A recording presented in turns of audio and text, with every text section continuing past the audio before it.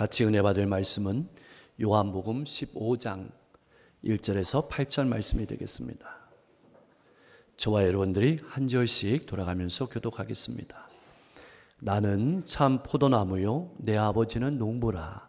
물은 내게 붙어 있어 열매를 맺지 아니하는 가지는 아버지께서 그것을 제거해 버리시고 무릇 열매를 맺는 가지는 더 열매를 맺게 하려 하여 그것을 깨끗하게 하시느니라. 너희는 내가 일러준 말로 이미 깨끗하여 졌으니 내 안에 거하라. 나도 너희 안에 거하리라. 가지가 포도나무에 붙어 있지 아니하면 스스로 열매를 맺을 수 없음 같이 너희도 내 안에 있지 아니하면 그러하리라. 나는 포도나무요 너희는 가지라. 그가 내 안에 내가 그 안에 거하면 사람이 열매를 많이 맺나니 나를 떠나서는 너희가 아무것도 알 수 없음이라. 사람이 내 안에 거하지 아니하면 가지처럼 밖에 버려져 마르나니 사람들이 그것을 모아다가 불에 던져 사르느니라. 너희가 내 안에 거하고 내 말이 너희 안에 거하면 무엇이든지 원하는 대로 구하라. 그리하면 이루리라. 너희가 열매를 많이 맺으면 내 아버지께서 영광을 받으실 것이요 너희는 내 제자가 되리라. 아멘. 지금까지 제자들은 3년이나 예수님을 믿고 따라왔지만 요즘처럼 불안해 본 적은 없었습니다. 왜냐하면 예수님께서 찾기만 듣기 싫은 말씀, 이상한 말씀만 하시기 때문입니다. 내가 십자가를 지고 죽는다. 내가 이 세상을 떠나서 하나님 아버지께로 간다. 너희 중에 하나가 나를 배반한다. 이런 말씀은 제자들의 밥맛을 떨어지게 만들었습니다. 제자들은 걱정이 되어서 잠이 오지 않았고 삶을 살아갈 의욕도 점점 잃어가고 있었습니다. 근데 이뿐만이 아닙니다. 예수님께서는 이상한 행동도 하십니다. 갑자기 식사하는 자리에서 일어서셔서 허리에 수건을 두르시고 일어나셔서 자신들의 발을 씻기십니다. 그러면서 너희도 이렇게 하라고 말씀하십니다. 내가 이렇게 남의 발이나 닦아주는 삶을 살고자 예수를 믿은 것이 아닌데 제자들은 온통 미래가 잿빛으로 변해가고 있었습니다. 솔직히 예수님을 그만 떠나고 싶은 생각뿐이었습니다. 사랑하는 성도 여러분, 요즘 여러분은 어떻습니까? 그만 예수 믿고 싶은 생각은 없습니까? 미래에 대한 두려움으로 밤잠 못 주무시는 분은 없습니까? 본문 말씀은 어떻게 하면 평안을 누리고 어떻게 하면 담대하게 미래를 향해 걸어가고 어떻게 하면 큰 일을 감당하며 어떻게 하면 열매를 맺을 수 있을까를 말씀하시면서 위로하시고 세워주시고 격려하시는 말씀이기도 합니다. 예수님께서는 십자가의 죽음을 앞두고 이제 사랑하는 제자들과 헤어질 시간이 다가왔음을 아셨습니다. 이미 예수님께서는 십자가의 죽음과 부활을 말씀하셨고 하나님이 어떤 분이신지 그리고 하나님의 은혜와 사랑이 어떤 것인지를 3년 동안이나 몸소 삶으로 보여주셨습니다. 그러나 제자들은 아직도 성장이 더디고 예수를 믿고 따르는 사람으로 어떻게 살아야 될지 몰라서 갈팡질팡하고 있었습니다. 예수님은 마치 어린 아이들을 남겨두고 세상을 떠나는 부모의 마음처럼 마음이 놓이지 않았습니다. 그래서 그들을 향해서 위로와 소망의 말씀을 먼저 주셨습니다. 내가 십자가에 죽고 부활하고 승천하여 아버지께로 가는 것은 너희가 결코 근심할 일이 아니다. 그것은 너희와 영원히 함께할 하늘나라의 초소를 마련하는 일이며 앞으로 더욱더 큰 일을 마련할 기반을 마련하는 것이고, 그리고 승천하더라도 너희를 고아와처럼 버려두지 아니하고 성령님을 보내주셔서 예수님께서 하신 말씀을 생각나게 하고 예수님께서 하신 말씀을 따르게 하고 마음의 평안을 충만하게 주시겠다고 약속하셨습니다. 그러나 제자들의 마음은 여전히 어둡기만 했습니다. 그런 제자들에게 지금은 예수님과 헤어질 수밖에 없지만 영원히 함께 살아가는 방법이 있고, 그렇게 살아야만 영원한 생명을 누릴 뿐만 아니라 신앙 가운데 열매를 맺는다고 분명하게 말씀하시는 것이 본문의 말씀입니다. 사실 우리가 하루하루를 살아가지만 사람의 관계는 좋았다가 나빠졌다 합니다. 가까웠다가 멀어졌다 합니다. 때로는 떨어지는 순간도 있습니다. 그러나 나무와 사람의 관계는 전혀 다른 관계입니다. 나무와 가지는 한순간도 떨어질 수 없는 관계입니다. 가지가 나무에서 떨어지는 순간 죽습니다. 예수님과 제자들의 관계가 그렇습니다. 예수님께서는 지금 걸어가시는 십자가의 길에 동행하는 제자들이 예수님과 마음과 하나가 되고 예수님의 생명을 함께 나누기를 원했습니다. 그래서 예수님께서는 1절에서 이렇게 말씀하십니다. 나는 참 포도나무요 내 아버지는 농부라. 참 포도나무라는 말은 보통의 나무가 아니란 뜻입니다. 다시 말하면 우리의 죄를 사하시고 생명을 주시는 분이란 뜻입니다.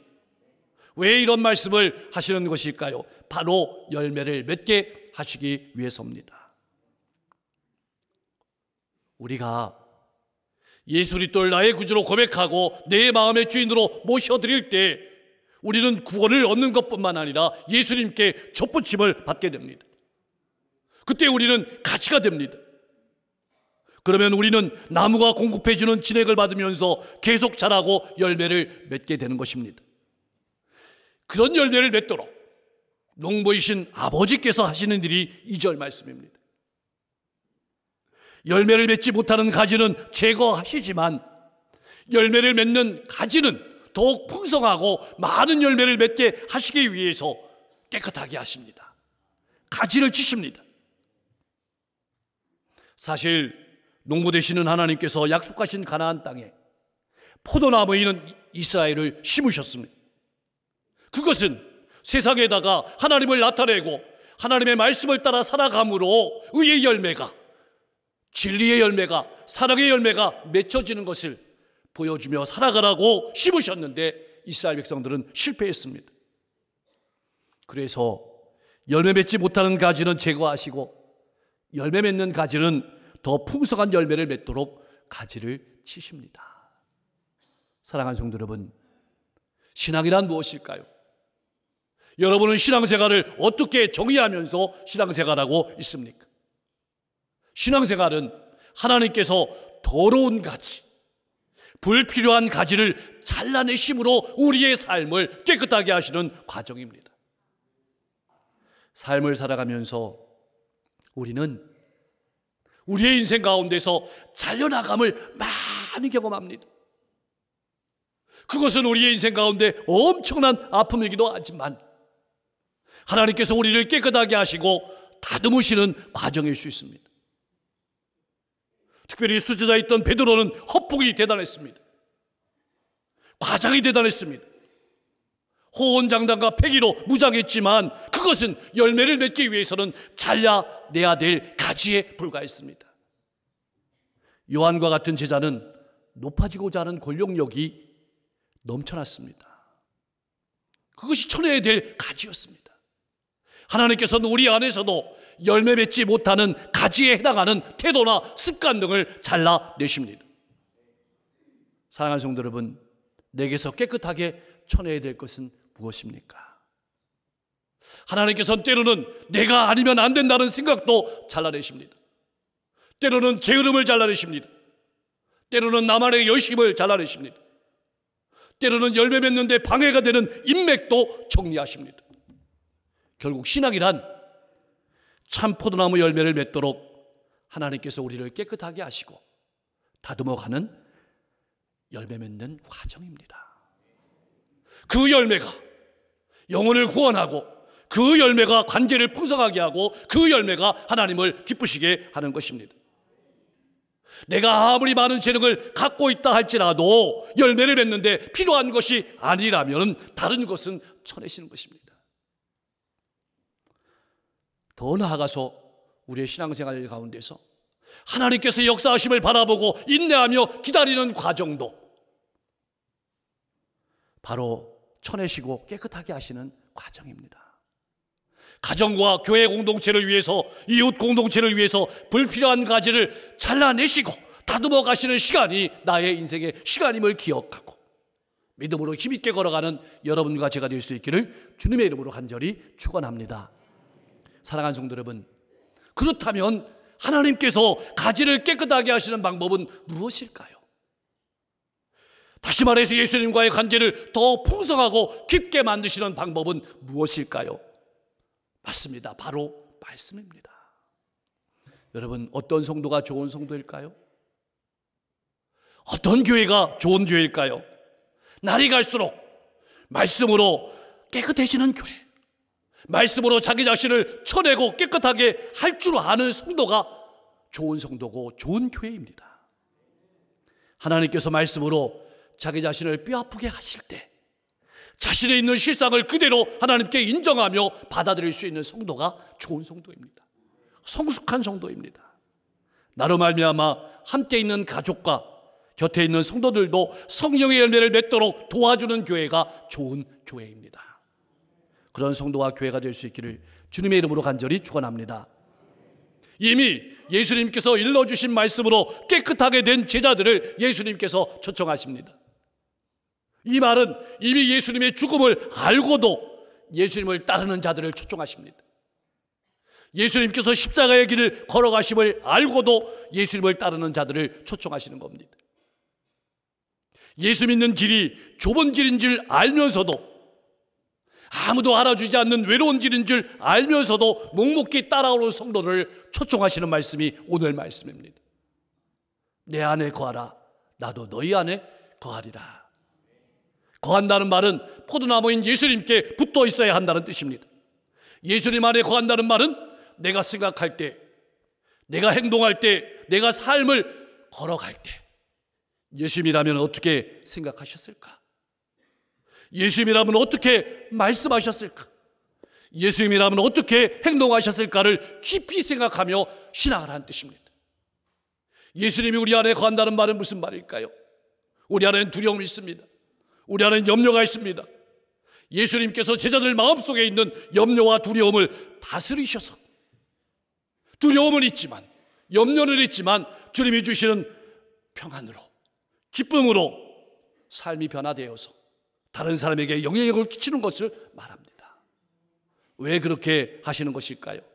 그래야만 신앙의 아름다운 열매를 맺을 수 있기 때문입니다. 예수 안에 거하지 않으면 아무 열매도 맺을 수 없다고 5절은 분명하게 말하고 있습니다. 이 말씀을 뒤집어 보면 사실 예수 없이도 우리는 많은 일을 할 수 있습니다. 그러나 거기에 열매가 없습니다. 예수님께 붙어 있다는 말은 열매를 맺기 위한 모든 것들이 예수님을 통해 온다는 뜻이기도 합니다. 기억하십시오. 스스로 열매 맺는 가지는 존재할 수 없습니다. 세상 사람들은 저마다 갖가지 열매를 맺고 삽니다. 누구를 의지하느냐에 따라서 열매가 다릅니다. 그러나 생명을 살리는 열매, 사랑과 용서의 열매, 기쁨과 환희의 열매, 평안의 열매는 예수님을 떠나서는 결코 맺을 수 없습니다. 우리의 가장 큰 적은 예수 없는 신앙이고 말씀 없는 신앙입니다. 예수를 통하지 않는 신앙입니다. 그러므로 우리는 항상 신앙의 길을 걸어가면서 우리 자신에게 물어야 합니다. 내 신앙에는 예수님께서 사시는가? 예수님께서 계시는가? 예수님의 말씀에 붙들려 나는 살아가고 있는가? 사랑하는 성도 여러분, 왜 예수님께서는 제자들을 포도나무 가지에 비유하셨을까요? 왜 이 말씀을 우리에게 들려주시는 것일까요?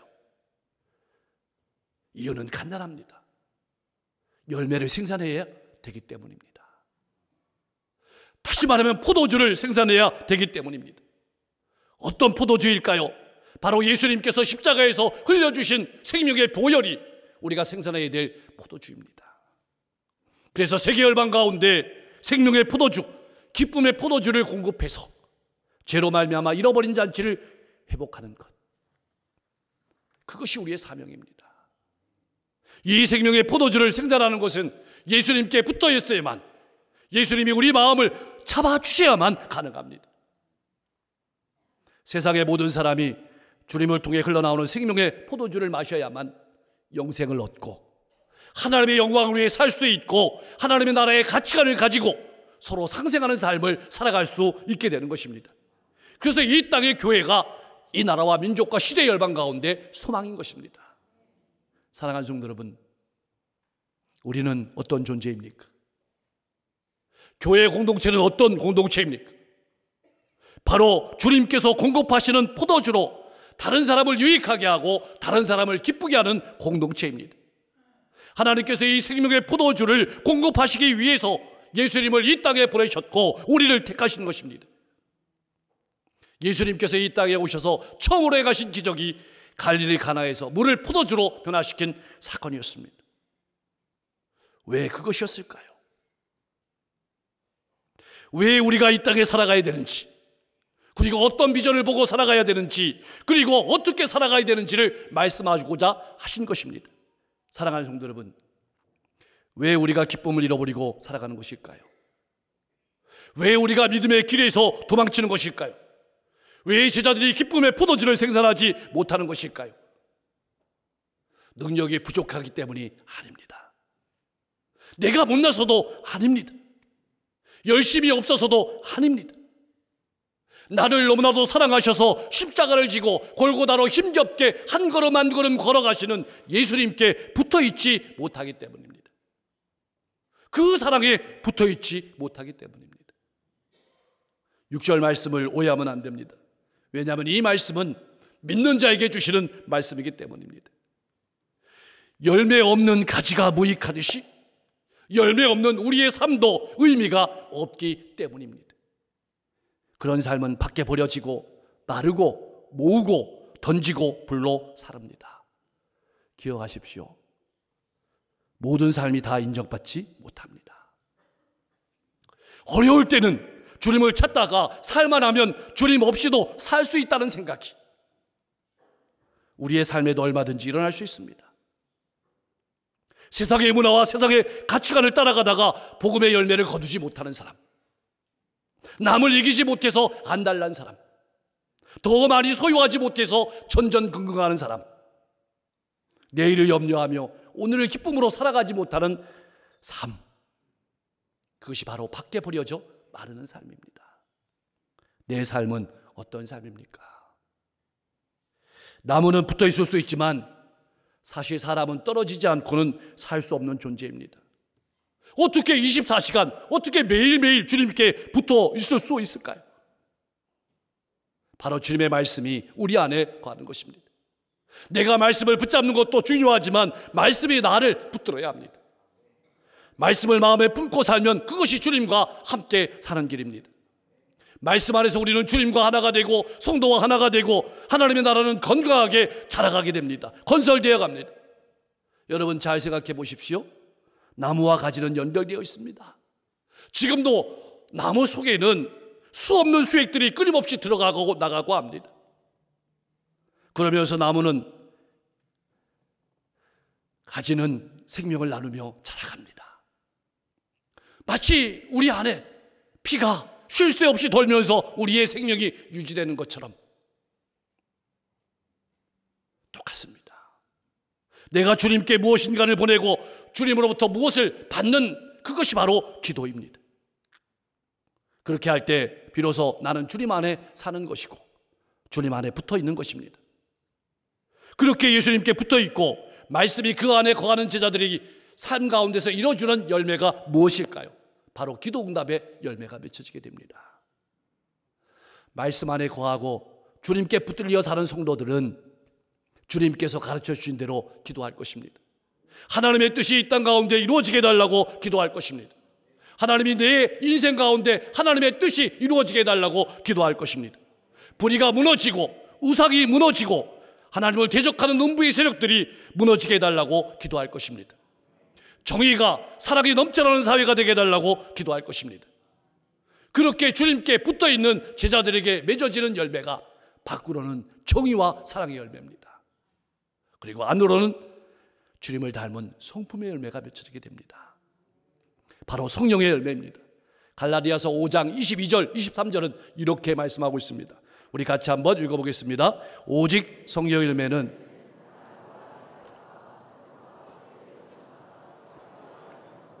충성과 온유와 절제니 이 같은 것을 금지할 법이 없느니라. 아멘. 오직 예수님을 의지하고 예수님의 말씀이 늘 마음 가운데 살아 역사하도록 그 말씀에 붙들려서 살아가는 성도의 삶 가운데 맺어지는 열매가 이런 열매라는 것입니다. 하나님의 뜻을 바라보고 기도할 때 우리는 생명의 포도주, 기쁨의 포도주를 생산하게 되는 것입니다.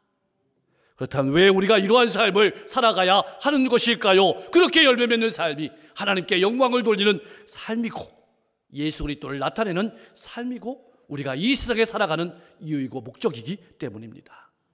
사랑하는 성도 여러분, 내 인생의 목적은 무엇입니까?